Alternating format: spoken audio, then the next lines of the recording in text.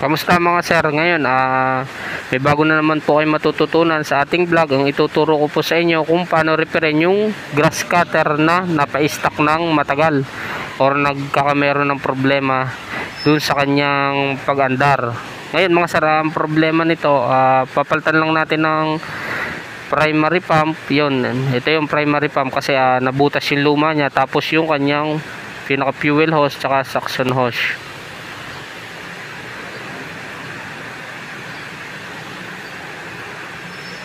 Ngayon mga sir, umpisa na nating tanggalin yung kanyang carburetor AC.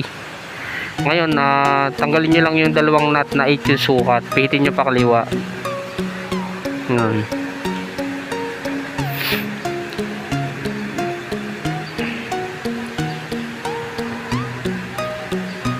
Tapos meron siyang Allen bolt sa ilalim na dalawa na 4 yung sukat.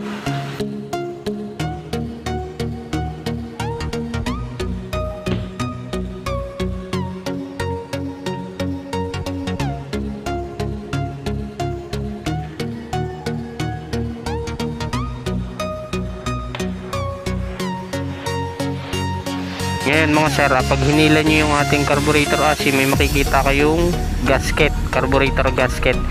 Yan. Iwasan nyo na lang ding mapunit yan mga sir. Kasi pag napunit yan at ibinalik natin,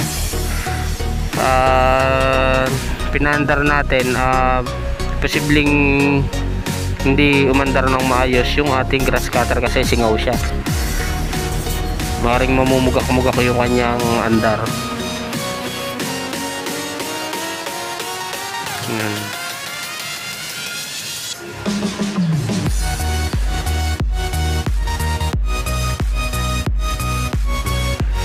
Yan mga sir, tanggalin nyo lang yung kanyang screw. Yan, 4 yan. Pakaliwa din mga sir ang pihit.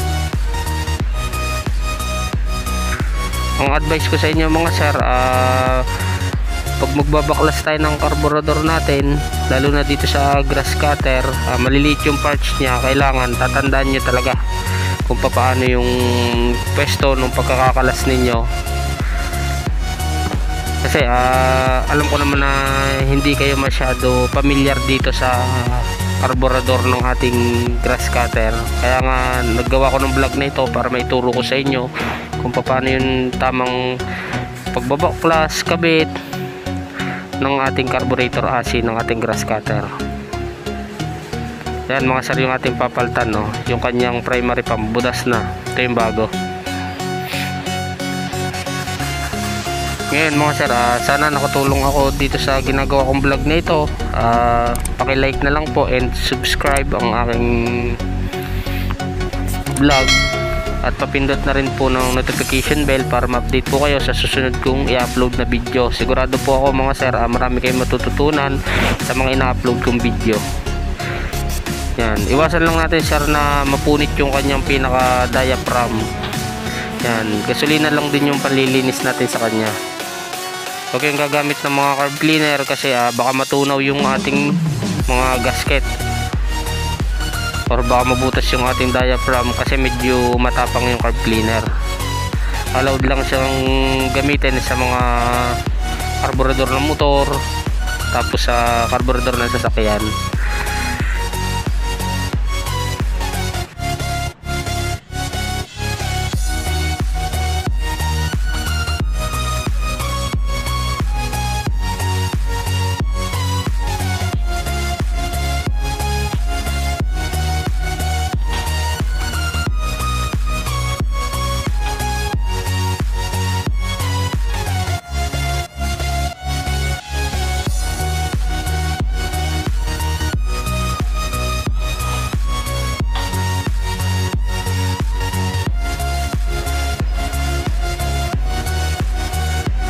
Ngayon mga sir, gagamitan siya natin ng hangin, air pressure.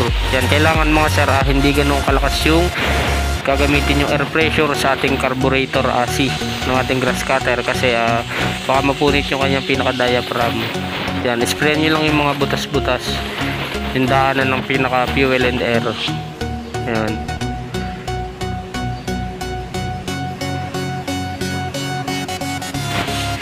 Yan mga sir, oh. Yan. Kasi nababarahan ng panis na gasolina ang ating karburador, lalo na kung napa-stock siya ng matagal.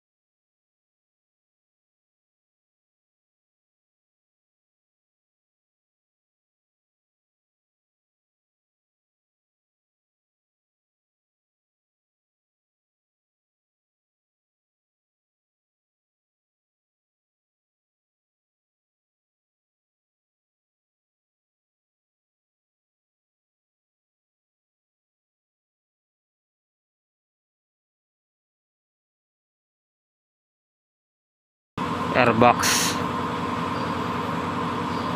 Gasan nyo lang din ng gasolina mga sir, para hindi yung dumi hindi mahigop ng karburador. Ngayon mga sir, mahalaga din na may air cleaner siya mga sir, para yung gabok hindi mahigop ng karburador. Kasi yung gabok kapag nahigop ng karburador, sasama siya sa fuel and air mixture. Ngayon papasok siya sa loob ng makina. Pag combustion, masusunog yung gabok, magiging carbon deposit yung pinaka gabok na pumasok dun sa carburetor natin or sa makina. Ngayon pag naipon yung carbon deposit sa ating ibabaw ng piston, liliit yung space nung combustion chamber. Yun mga sir, ihina yung combustion nya, hina yung power nung engine ng ating grass cutter. Kaya mahalaga may air cleaner talaga siya. Ito naman mga sir, pinabibili ko pa yung customer natin ng air cleaner, kaya wala muna akong ilalagay sa kanya pag dumating na yung air cleaner na binili ng customer, kasi wala siya nakita nung kahapon nung pinabili ko siya.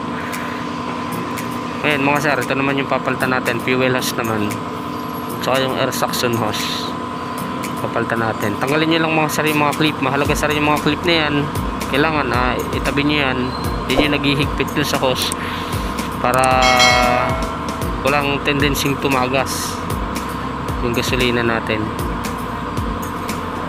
Yan, tanggalin nyo lang yung pinaka gasoline filter nya, fuel filter. Kabit nyo yung bagong hose.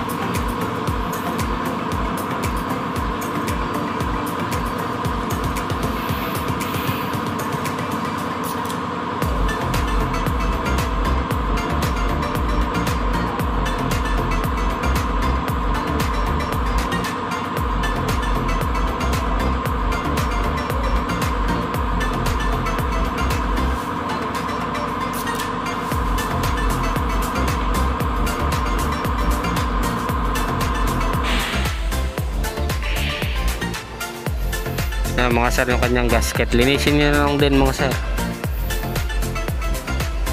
Tapos kailangan na hindi baligtad yung pagkakakabit nyo mga sir, yan. Kaya kailangan pagkalas nyo, tandaan nyo kung anong pwesto ng ating gasket. Balik na natin mga sir yung carburetor ng ating Honda grass cutter.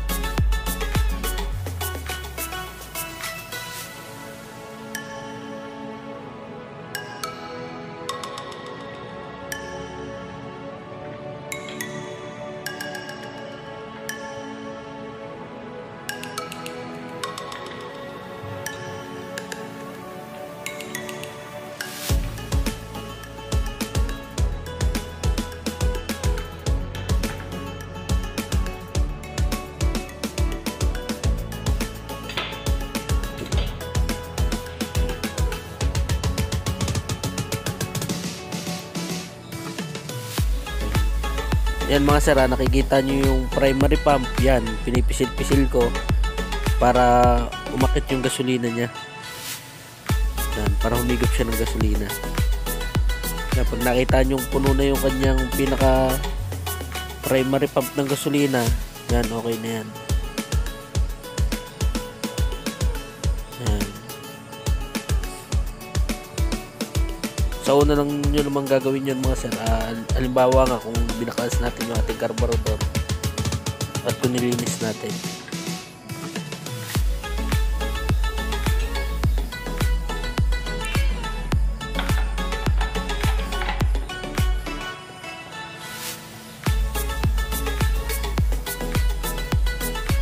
Yan, taas nyo lang mga sir yung choke sa unang andar nya.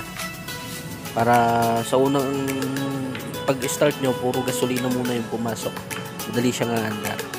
Tapos baba nyo lang pag umandar na siya.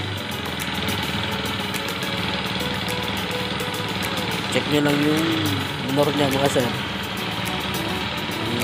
Okay yung minor nya. Kailangan tama lang yung kanyang pinaka-minor. Tansyahin nyo na lang yung minor nya. Kung sobrang taas o kung sobrang baba, kailangan tama lang. Ayan, okay na siya minsan. Kakabit na siya natin sa pinaka-body niya.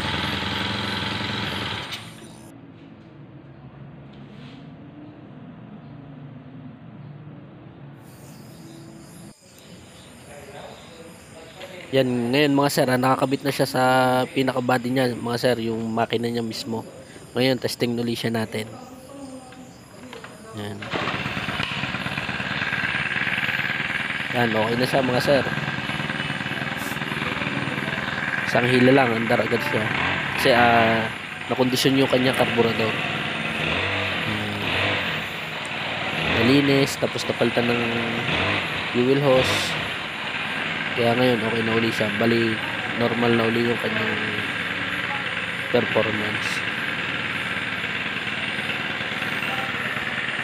Ngayon mga sir, Kung may natutunan po kayo sa aking vlog, paki-like na lang po and subscribe. Papindot na rin po yung notification bell para susunod na video ma-update po kayo.